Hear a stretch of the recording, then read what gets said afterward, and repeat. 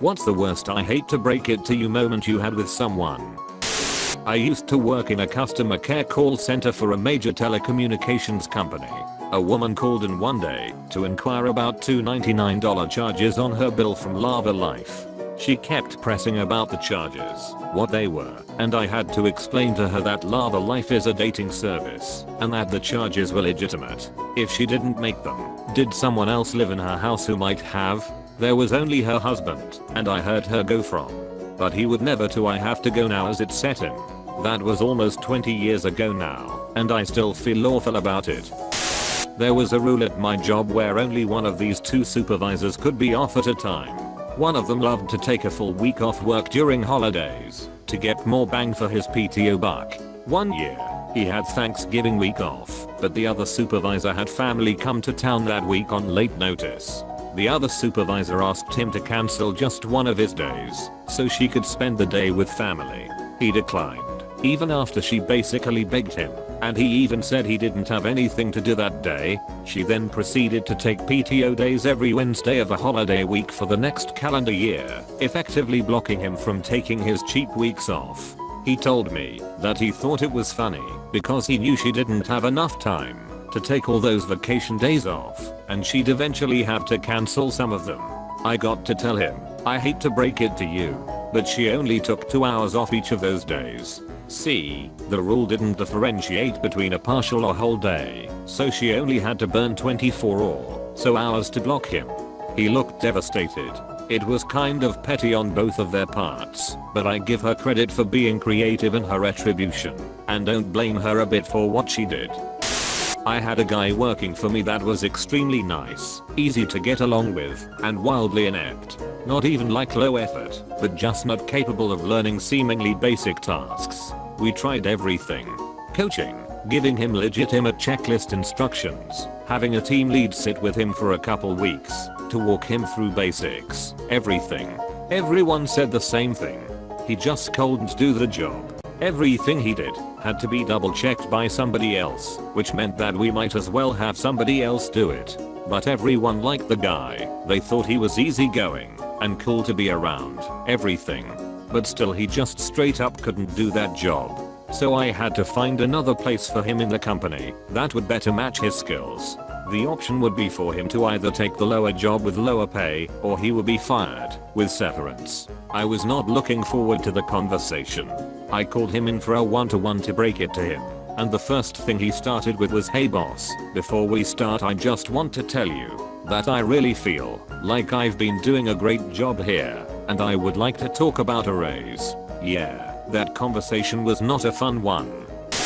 Had a friend ask me about some green sign in the distance. It was in fact a sodium vapor sign giving off an intense orange light, which sodium vapor is known for. Had to tell him right there that he was colorblind. He was in his mid-30s too. A lot of odd things that had happened in his past fell into place for him that day.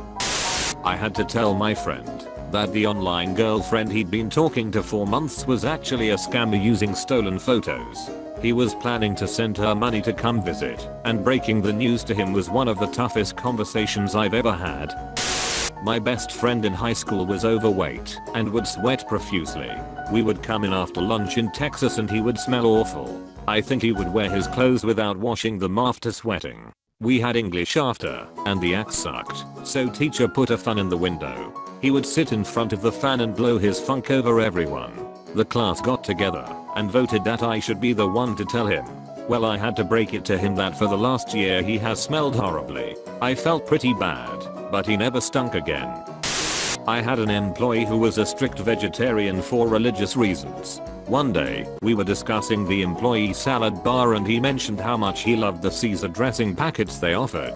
I was surprised and stupidly blurted out, "Oh, I didn't realize you ate fish." He responded that he was vegetarian and gave me a quizzical look. I had to explain that the salad dressing contained both fish and Parmesan cheese, which is almost always cultured with animal rennet.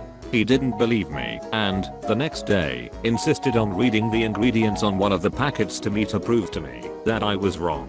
Then he got to the anchovies and got quiet. I still feel awful that he had to find out that way. Neither of us handled the situation well.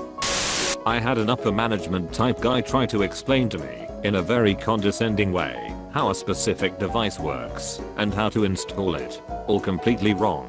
I wrote the manual for it. I own the patent. It's named after me. Oof. Definitely the time I had to tell a friend that the business opportunity he was so excited about was actually a pyramid scheme. He was so hyped, talking about how he was going to quit his job and be his own boss. I tried to ease into it, but there's really no soft way to say, hey man, you're about to lose a lot of money and ruin your friendships. When I got the call that my mom had passed, they wouldn't say that she had passed or that she had died. They kept saying medical things like, she doesn't have a pulse, she is not breathing, etc. It took a long time to understand that they were saying she was gone and that it was final. My sister-in-law. My niece plays field hockey and I love her. She plays in 2 different leagues, meaning it's 3 hours of field hockey games every Saturday and Sunday. My sil expected me and my husband to drive an hour one way both days to watch niece play and pay rapt attention the whole time. Did I mention the games are at 7 AM? We did this about once a month on either Saturday or Sunday, and I guess this wasn't enough for her. We had to tell her that we loved niece, but we weren't going to be as involved as she was in the league. Freshman year of college, a friend said that he was going to go barefoot as much as possible to toughen up his feet so that his future kids would be born with tough feet too. Had to explain to him why that wouldn't work and the basics of genetics. He didn't believe me and stuck with his theory. We have since lost touch, but I know he had a son a few years ago.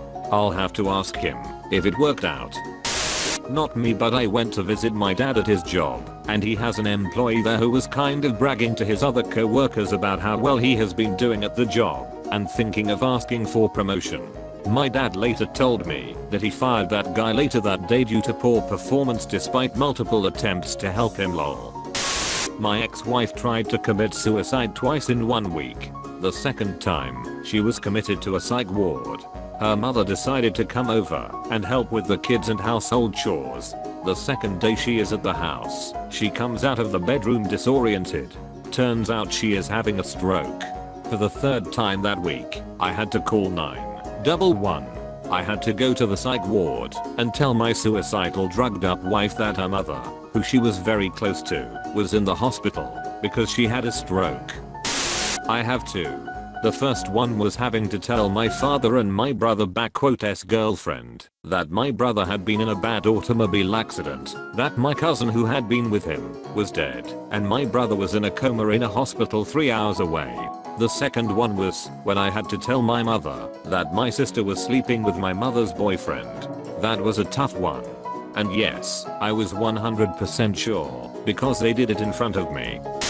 My primary care doctor, who told me I have anxiety and exaggerate my health symptoms. When I got to tell her I saw an endocrinologist on my own.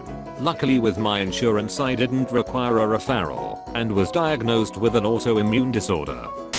I was crossing the road at Great Portland Street when I heard a screeching of brakes.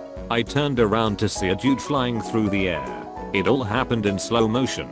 I got to him quickly and checked him over. He said, I'm going skiing tomorrow. I said no, you're not, as I found the bottom half of his leg was snapped clean in half. Had to phone his wife and break the news. I hate to break it to you, but the hardest moment was telling my best friend that their partner was cheating. They were so in love and completely blinded by it, and when I broke the news, it shattered their world.